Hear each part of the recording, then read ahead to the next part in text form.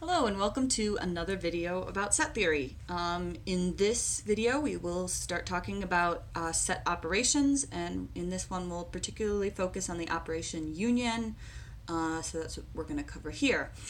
Since in this video and in the next couple of videos we're going to be talking about set operations, I thought I'd take a moment to talk about what a set operation is. When we talk about operations that we can perform with numerals, we're talking about things like 1 plus 2 equals 3. That's performing an addition operation. You're doing an operation, you're taking two numbers, you're doing something with them, and it gives you another number, right? 2 times 3 is a different operation. That's the multiplication operation. You take two numbers and it gives you a different number in a different way than addition did. So essentially what we're doing when we do operations on sets is we're taking two sets, we're doing something with them, and we get another set.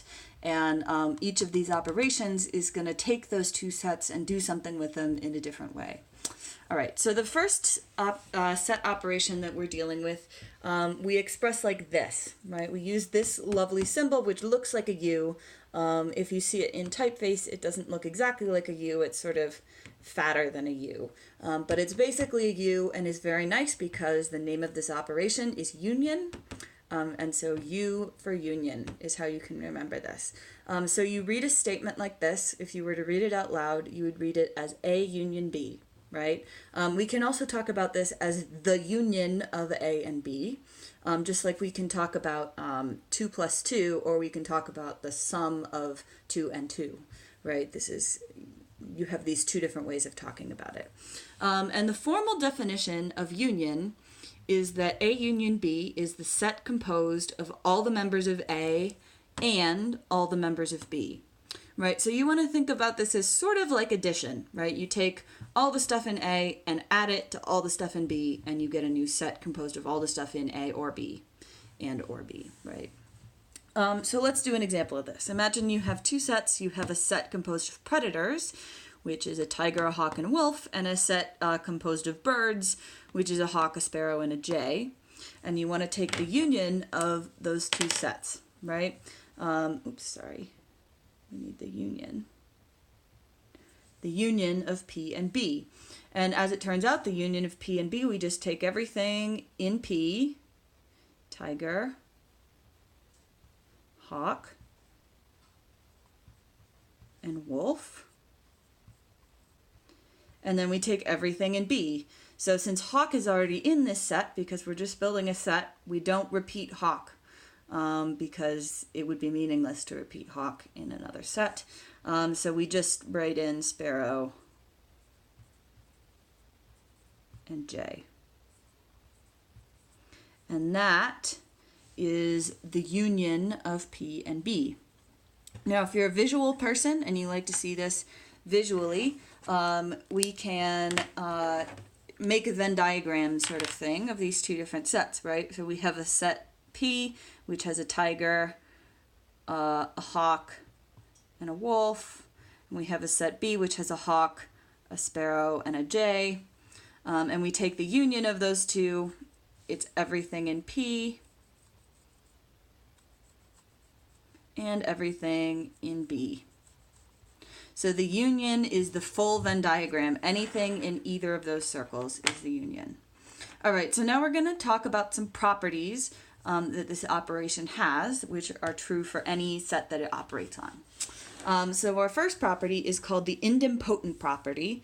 And if an operation displays the idempotent property, it basically means if you take the operation and apply it to, if you take a set and apply the operation to itself, you just get that same thing back. So the union of x and x is just x. And this makes a lot of sense if we look at our definition, right? The set composed of all the members of A and all the members of B. If you do this with x, it's the set composed of all the members of x and all the members of x. So it's obviously going to be exactly the same as x. So it's everything in this circle, right? Is just x. All right, our next property is the commutative property, which you may have heard of if you studied properties of numeral operations, right? So addition displays the commutative property, for example, which is that if you apply it to two things, you can reverse the order of those things, and it doesn't matter what order you apply the operation in. So X union Y is the same thing as Y union X. And if we think about this intuitively, that makes a lot of sense, right? So if you start out with X, everything in X, and then you add to it everything that's in Y, you're going to get the same shading area as if you start out with Y and apply and then add everything in X. It's going to be the same thing, right? All right. The last property we're looking at is called the associative property. This is also true of addition.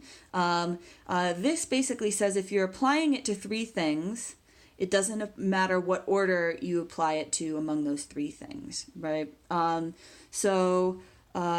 X union Y union Z is the same thing as X union Y union Z. So let's look at this with three sets. So if you take the union of X and Y, right, you're going to shade in all of this, all of this, all of this, all of this, all of this, and all of this. That's the union of X and Y. And then you perform the union operation and add everything in Z, and also you're going to get the whole thing shaded in. It's the same thing as if you start with Y union Z and you shade in all of this part, all of this part, and then you add in everything else that's in X, right? You're still going to end up with the same shaded areas. So that's the associative property. So if you are looking for ways to remember the difference between these three properties, remember that idempotent you can think of as independent. It's not exactly the same as independent, but you only use one set in the to describe the idempotent property. With a commutative property, you're commuting things around, you're moving them around. Just like you commute for work, you are moving, right? So you move this and you switch the places of these. That's the commutative property. And if you're trying to remember the associative property, it basically means it doesn't matter how you associate the different things you're performing the operation on, you still get the same thing. So that's the good way to remember these three operations. We'll see these again when we talk about some of the other operations we're going to perform. So this has been our video about the union operation. I hope you enjoyed it.